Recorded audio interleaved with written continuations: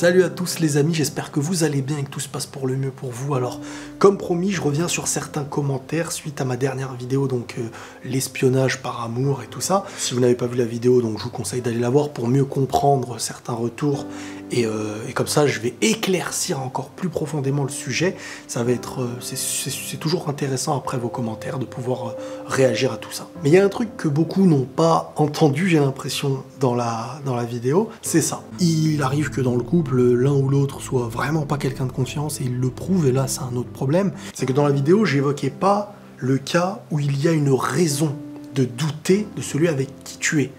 Quand il y a une raison de douter, les choses partent déjà un peu en cacahuète. Mais ce qu'on ignore, c'est que parfois, on est dans la relation et on se rend compte de quelque chose qui arrive et qui commence à être grave, sauf que on ouvre les yeux parfois un peu trop tard et qu'avant même de la commencer, il y avait certaines réalités. Je lis le commentaire et on y revient. Si la personne commence à espionner, c'est qu'elle a des doutes sur quelque chose.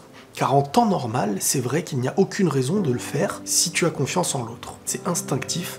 Pour ma part, ce n'est pas un manque de confiance en soi, c'est surtout la confiance que tu n'as plus pour la personne avec qui tu es. La paix sur toi. Alors déjà, attention à ne pas prendre notre cas pour une généralité. Il y a ce qu'on est individuellement, il y a ce qu'on vit individuellement, mais il y a ce qui est généralement. Aujourd'hui, déjà, il y a couple et couple. Déjà, c'est déjà un problème. On vit les deux couples en essayant de faire en sorte que ce soit le vrai couple, sauf qu'il y a le couple qui est là juste, c'est la compagnie, il y a le couple qui est l'engagement, et je fais vraiment la distinction entre les deux. Pour moi, il y a le couple qui n'est pas réellement un couple à mes yeux, et il y a celui qui en est réellement un. Qu'est-ce que c'est que cette différence? La différence, c'est que celui qui n'en est pas réellement un, c'est qu'il n'y a pas d'engagement. Donc en fait, tu te mets avec quelqu'un sans réellement savoir qu'est-ce que tu veux construire avec, sans réellement savoir dans quelle lancée vous allez. Et dans ces relations-là, c'est-à-dire les délires un peu sortir ensemble, eh ben il y a énormément ce délire de jalousie. Tu ne connais pas du tout qui est l'autre personne. Donc ce que tu fais, c'est que les gens aujourd'hui, et les jeunes surtout, vont prendre le téléphone de l'autre, et vas-y, j'espionne ça, je regarde sur son ordi, je veux son mot de passe, si j'ai pas ça, c'est une trahison. Mais pourquoi déjà? Le vrai problème, il est là, pourquoi? Parce que je suis d'accord avec le commentaire quand il dit si elle fait ça, c'est qu'elle a des doutes. Sauf que la question n'est pas de savoir pourquoi on le fait. La question, c'est en fait pourquoi c'est maintenant qu'on se réveille d'une situation qui avait les mêmes signes au départ. Quand il faut apprendre à connaître quelqu'un, il faut apprendre à connaître quelqu'un. Il ne faut pas jouer le couple avant de l'être. Quand tu es en couple et que tu découvres qui est la personne, t'as plus confiance d'un coup, t'as des doutes. Tu te dis, mais attends, elle fait ça, cette personne-là? Bon, il faut que j'espionne tout. Sauf que ce qu'on oublie, et c'est un truc clair et net, et ça, faut se le mettre dans la tête.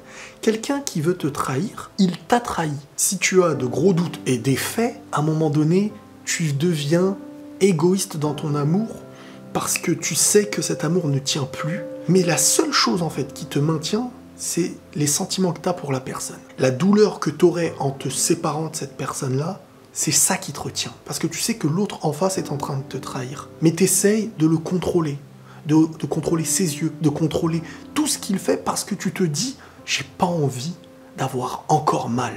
Simplement. Mais il y a des relations qui ne sont pas des relations, et on va pas se mentir. Des relations où l'un et l'autre se trompent à gauche et à droite. Est-ce que c'est une relation? Est-ce que le terme a son sens? Est-ce que c'est de l'amour? Non. Mais pourquoi des fois ça ne l'est pas réellement? Parce qu'au départ, on n'y a pas mis les ingrédients. Parce qu'au départ, on était deux personnes qui, avant d'être en couple, vivaient mieux qu'en couple. Et les gens d'aujourd'hui, c'est ça, et c'est ce que j'évoquais dans ma dernière vidéo. C'est que on peut pas faire comme ça, et sans ingrédients, transformer les choses comme on a envie. Ce qu'on va faire aura des conséquences. Et quand tu es célibataire, ce que tu es en tant que célibataire aura des conséquences sur le couple. C'est comme être parent avant d'avoir des enfants. C'est pas dès que la femme elle est enceinte ou que le bébé vient de naître ou qu'il a 5 ans qu'il faut penser à l'éduquer. C'est une structure qu'il faut avoir avant que ça arrive. Je vais rebondir parce qu'il y a d'autres messages. Alors, pas tout à fait d'accord, quand certains signes qui dérangent sont répétitifs, il est naturel de s'interroger. Je ne dirais pas espionnage, mais plutôt contrôle, vérification pour chercher à se rassurer et trouver la paix intérieure. Quand il y a de grands doutes, honnêtement, on va pas se mentir. On va essayer d'être sincère, et c'est important. Vous êtes dans une relation, vous avez de gros doutes.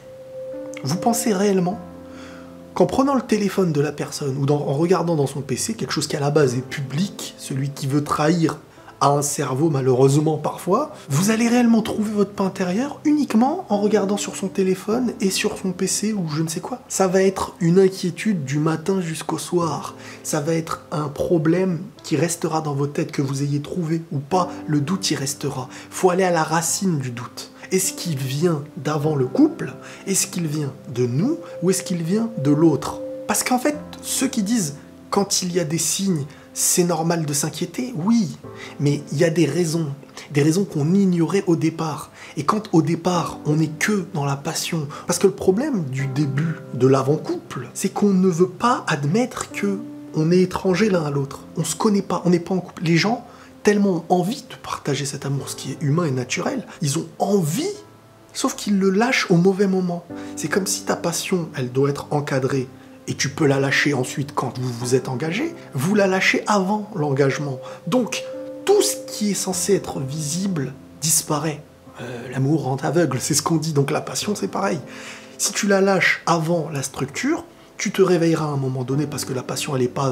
Il y a des moments dans le couple où ça y est, la raison commence à revenir, sauf que le travail il est fait à l'envers. Donc, oui, si les gens espionnent, c'est parce qu'il y a des doutes.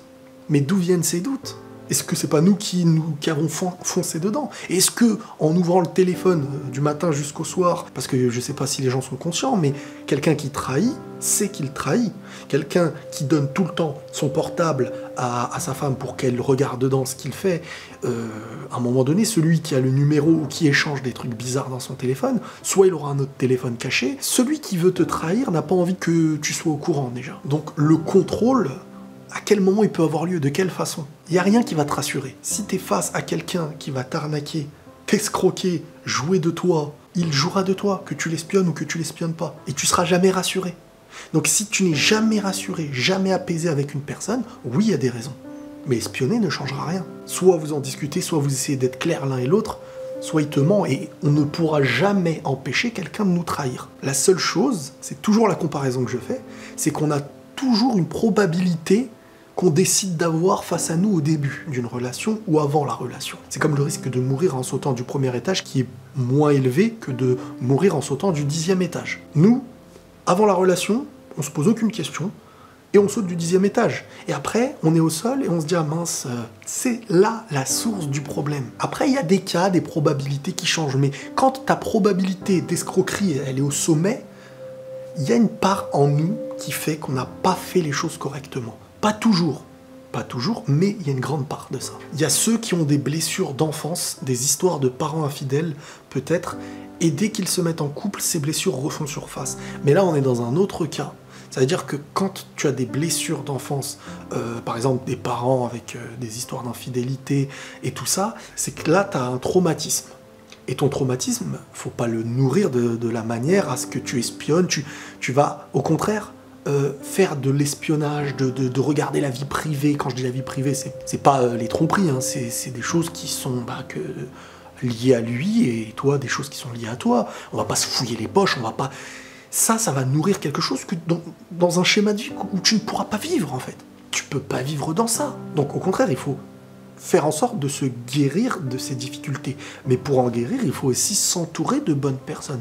Et pour s'entourer de bonnes personnes, ça revient au départ, avant de tout lâcher en passion, essayer de structurer en fonction de ce qu'on est, de construire en fonction de ce qu'on a vécu, de ce qu'on ne veut pas. Mais si on ne veut pas d'une trahison, on ne se dirige pas vers quelqu'un qui est ultra douteux, quand ses premières paroles c'est de « voilà, vous m'avez compris ». Il y a plein de signes quand on est attentif.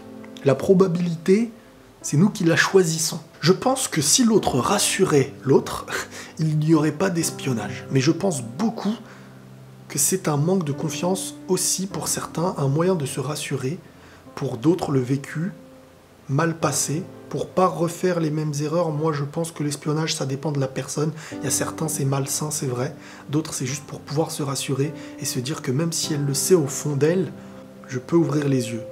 Car de nos jours, plus rien n'est stable. Sentimentalement, l'infidélité est une mode.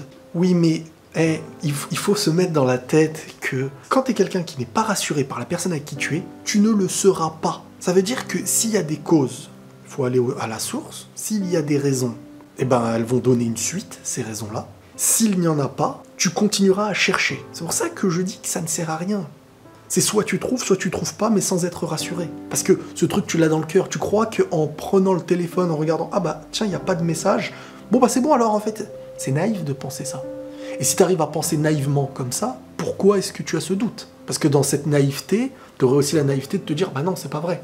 Donc si tu as un doute qui vient de quelque chose, c'est pas un simple téléphone vide qui va t'apaiser. Rien ne t'apaisera au final. Il n'y a pas mieux que d'essayer de crever l'abcès, parce qu'il y a ceux qui savent jouer de la confiance, ceux qui trahissent pendant des années. Mais moi, je reviens toujours au point de départ. C'est pas l'espionnage qui va apaiser. Est-ce que honnêtement, parmi vous, il y a des gens, en espionnant, en prenant le téléphone, malgré que vous avez des gros doutes et que vous êtes convaincu d'un truc, vous vous dites, ah bah c'est bon, alors en fait, il me trahit pas.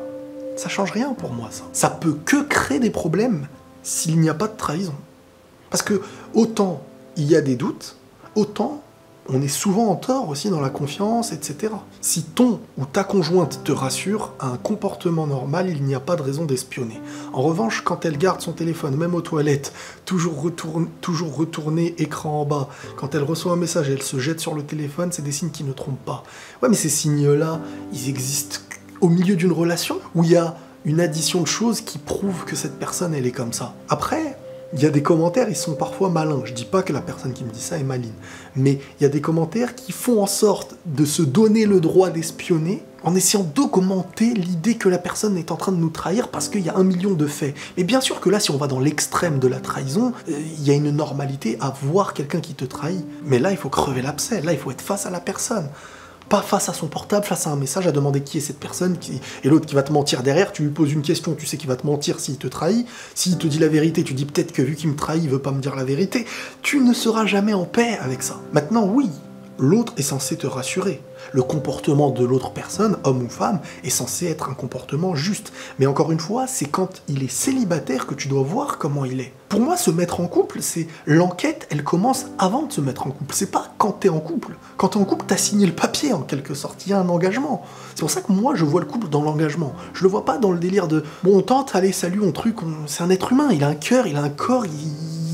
On peut pas jouer de ça, se dire que c'est tranquille et au pire, bon, salut. Il faut tout faire pour que les choses durent et soient structurées pour que l'humain qu'on est soit structuré dans son cœur et pas brisé, choses qui donnent des conséquences négatives de fou. Donc il faut, oui, une bonne personne avec toi, une personne qui te rassure, une personne qui est droite, mais qui l'a été avant d'être avec toi. Comme ça, tu sais avec qui tu avances. Il est important, en fait, de se lancer avec quelqu'un qui te convient. Pas une personne que tu te dis, en étant avec moi, elle me conviendra. Ça, c'est une grosse erreur. Parce qu'après, on se réveille, il n'y avait que les sentiments qui ont fait qu'on se lance, et après, on se réveille, on est en danger. Il faut savoir que dans l'espionnage, il n'y a rien qui va vous apaiser.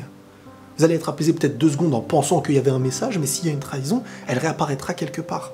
Donc, soit il y a une trahison, elle apparaîtra, soit il y a des cachotteries que vous risquez de ne pas trouver. J'ai pas envie que la vidéo soit trop longue, mais j'espère que vous m'avez compris en fait. L'objectif, il est au départ. Si tu fais un mauvais départ, que tu t'aveugles dans le départ parce que tu aimes, tu dis c'est bon pour moi et tout, il y a une conséquence derrière. Les doutes envers une personne que tu croyais connaître, ils viennent souvent parce qu'au début, il y avait les signes que tu as refusé de voir. Pas toujours. Il y a toujours des cas différents, mais en majorité, c'est le cas. Après, je suis désolé, pour moi, le couple, c'est des adultes normalement. Vous n'êtes pas des bébés. Sinon pour moi, mais ça j'en ferai une vidéo, tiens. Pour moi, le couple, il devrait exister que quand il y a une réflexion. Des gens un minimum matures. Si tu es là pour contrôler l'autre, ça en devient ton bébé, c'est plus un homme avec qui tu vis, ou à l'inverse, c'est pas une femme avec qui tu vis, c'est qu'un enfant. Est-ce que c'est ce que tu décides de construire dans ta vie après? Faut l'assumer. Je reviens sur ça, mais tout vient du départ. C'est au départ que tu choisiras tes difficultés, même s'il y a des choses qui vont naître, même s'il y a des changements, mais ça arrive très rarement. Ça apparaît pas comme ça, les choses. Il y a des cas, mais il y a souvent un soupçon de quelque chose. Il faut être très attentif avant de se lancer. Il faut se poser les bonnes questions. Il faut chercher la sincérité. La bonne personne, elle existe. Parfois, on n'en veut pas de la bonne personne. Parfois, on est attiré par ce qui est un peu plus rebelle. Sauf que on en fait les frais quand on est dedans. Voilà les amis, faites attention à vous, prenez tous soin de vous. Et la paix sur vous.